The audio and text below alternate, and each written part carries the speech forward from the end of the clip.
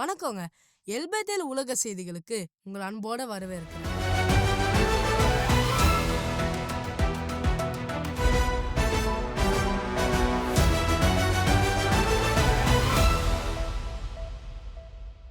Iran, Israel மற்றும் அமெரிக்காவுக்கு இடையிலான போர் தொடர்ந்து நடந்துட்டு இருக்கு.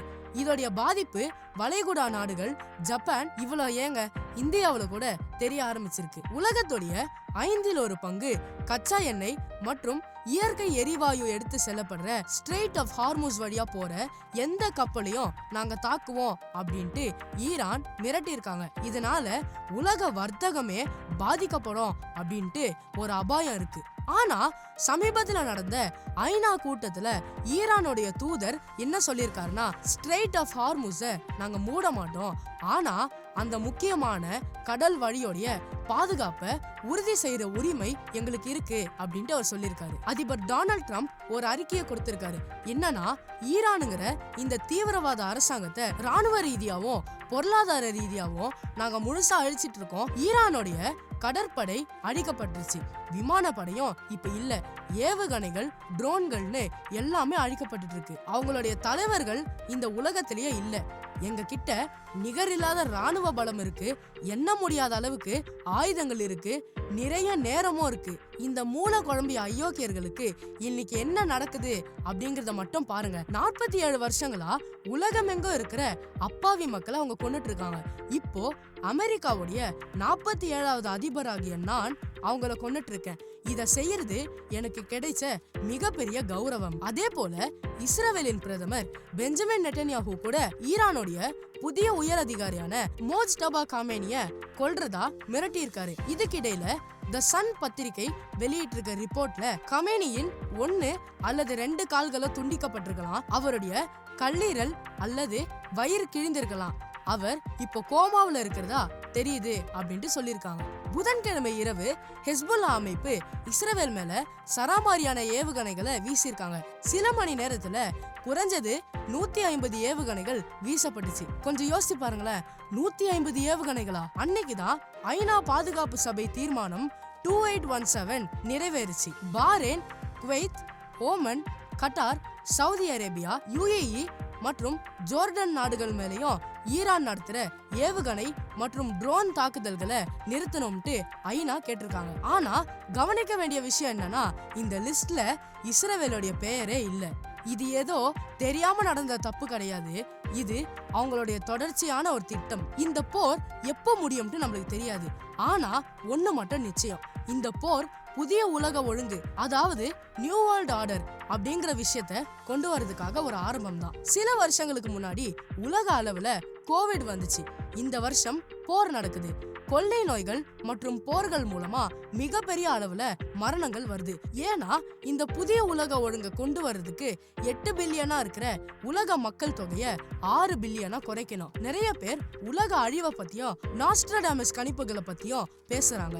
ஆனா பல்லாயிரம் வருஷங்களுக்கு முன்னாடியே இந்த பூமியை படைத்த இயேசு கிறிஸ்து வெளிப்படுத்தின விசேஷத்துல இது எப்படி நடக்கும் அப்படின்ட்டு தெளிவா சொல்லியிருக்காரு.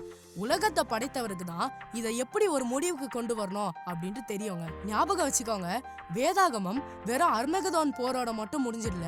அதுக்கப்புறம் தேவனுடைய பரிபூர்ண நீதியும் நியாயமும் நிறைந்த ஆட்சி இந்த பூமியில 1000 வருஷங்களுக்கு ஸ்தாபிக்கப்படும்.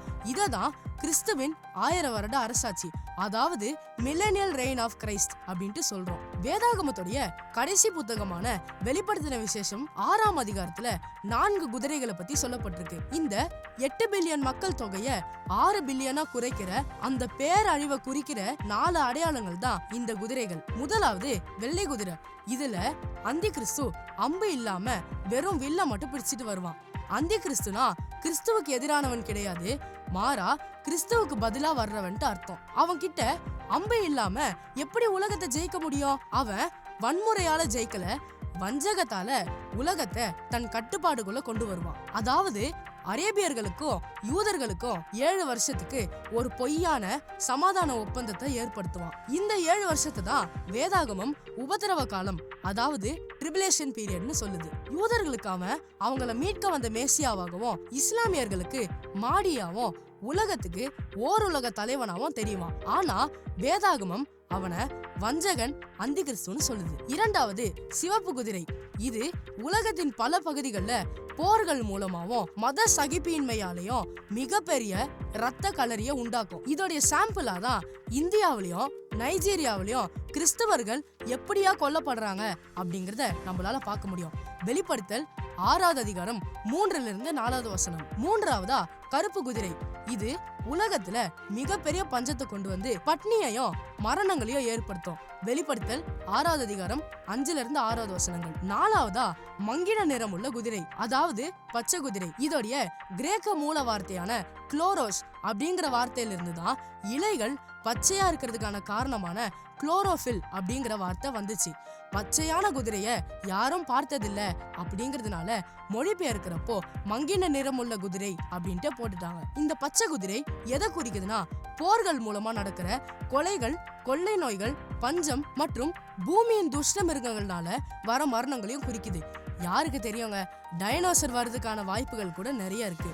வெளிப்படுத்தல் 6வது அதிகாரம் 7லிருந்து 8வது வசனம். வெளிப்படுத்தின விசேஷம் 6வது அதிகாரம் 8வது வசனம் என்ன சொல்லுதுன்னா, நான் பார்த்தபோது இதோ மங்கின நிறம் உள்ள ஒரு குதிரையை கண்டேன். அதன் மேல் ஏறி இருந்தவனுக்கு மரணம் என்று பெயர். பாதாளம் அவன் பின் சென்றது. பூமியின் கார்பங்கில் உள்ளவர்களை கொலை செய்யும்படியான அதிகாரம் அவர்களுக்கு கொடுக்கப்பட்டது அப்படின்னு சொல்லுது. இந்த புதிய உலக ஒழுங்கு அமலுக்கு வரும்போது 8 பில்லியன் மக்களா பூமியின் 1/4 2 பில்லியன் மக்கள் மரிக்க நேரிடும்.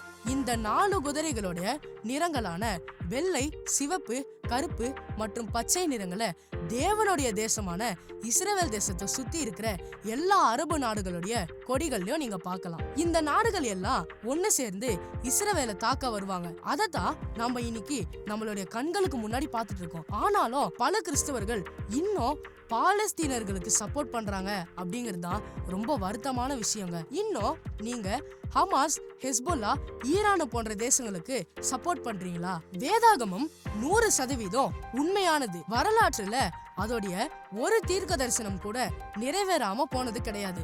2000 வருஷங்களுக்கு முன்னாடி அப்போஸ்தலனாகிய யோவான் மூலமா தேவன் என்ன சொன்னாரோ அது அப்படியே நடந்துட்டு இருக்கு. ஆண்டவர் ஒரு விஷயத்தை செய்ய முடிவு பண்ணிட்டா உலகத்துல இருக்கிற எந்த சக்தியும் அவரை தடுக்க முடியாது. ரொம்ப சீக்கிரத்துல இந்த புதிய உலக ஒழுங்கு அமல்படுத்தப்படுறத உலகம் பார்க்கும். கடைசி காலத்துடைய கடைசி விளிம்புல நம்ம வாழ்ந்துட்டு இருக்கிற இந்த நேரத்துல இந்த காரியங்களை சிந்தித்து பாருங்க. வேதாகமம் வெறும் நியாய தீர்ப்பை குறிச்சு மட்டும் பேசல, ஆனா மறுசீரமைப்பு குறிச்சும் பேசுது.